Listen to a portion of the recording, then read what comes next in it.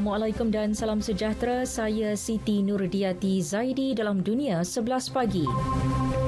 Sidang Kemuncak ASEAN ke-40 dan ke-41 serta sidang kemuncak berkaitan di Kemboja berjaya menetapkan penekanan pada pemulihan pasca pandemik COVID-19 dan pemusatan ASEAN. Pengerusinya Hun Sen berkata sebanyak 70 dokumen keputusan dan pengisytiharan telah diterima pakai dan dicatat pada sidang berkenaan. Ia merangkumi 3 tonggak komuniti ASEAN dengan pelbagai rangka kerjasama dengan rakan dialog disahkan. Bagi pembangunan komuniti ASEAN pula, ia menerima pakai kenyataan pemimpin ASEAN pada ulang tahun ke-55 ASEAN, iaitu wawasan pemimpin ASEAN mengenai ASEAN ACT menangani cabaran bersama dan agenda kesaling hubungan ASEAN pasca 2025.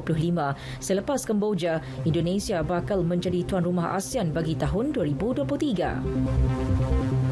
Dalam hal lain, Hun Sen berkata negara peserta Sidang Kemuncak Asia Timur EAS menekankan tentang perlunya usaha untuk mengukuhkan kerjasama tenaga dalam kalangan negara anggota, terutama di tengah-tengah kebimbangan terhadap lonjakan dan turun naik harga tenaga serta gangguan rantaian bekalan. Kenyataannya menyebut para pemimpin turut menekankan kepentingan sistem tenaga yang berdaya tahan dan mampan selaras hasrat agenda 2030 untuk matlamat pembangunan mampan SDG.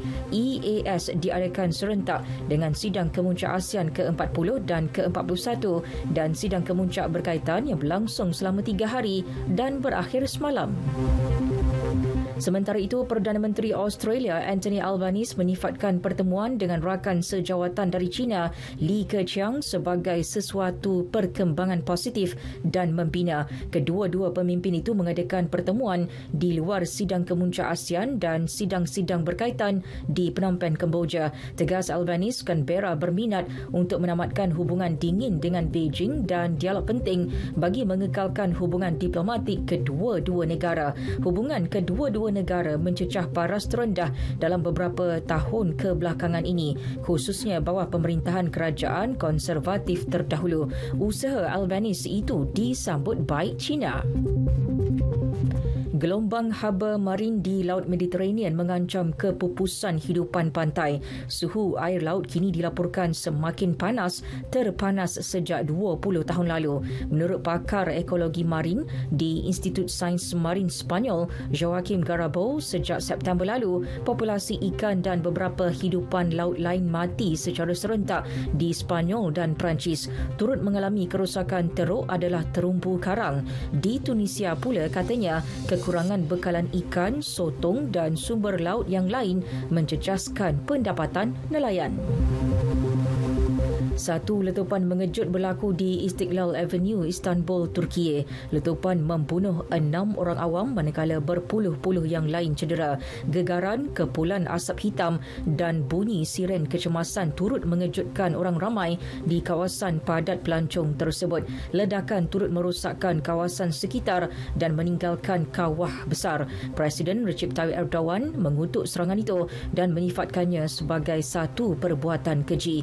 Serangan terbabit dipercayai didalangi oleh seorang wanita daripada kumpulan pengganas. Di Syria, serangan udara tentera rejim Zionis membunuh 2 askar Syria dan mencederakan 3 yang lain. Serangan peluru berpandu itu menyasarkan pangkalan udara Shayrat di wilayah Tenggara Homs. Pemerhati hak asasi manusia Syria yang berpangkalan di Britain melaporkan sekurang-kurangnya 4 peluru berpandu telah dilepaskan. Beberapa daripadanya berjaya dipintas sistem pertahanan udara Syria. Tentera Israel Apartheid setakat ini enggan mengulas mengenai serangan terbabit. Bola sepak Liga Perdana Inggeris, Manchester United menewaskan Fulham 2-1. 2 gol United dijaringkan oleh Christian Eriksen dan Alejandro Garnacho. Keputusan itu menyaksikan United kekal di tempat kelima dengan 26 mata. Ketinggalan 3 mata di belakang Tottenham yang menghuni tangga keempat. Manakala Fulham kekal di tempat ke-9 dengan 19 mata.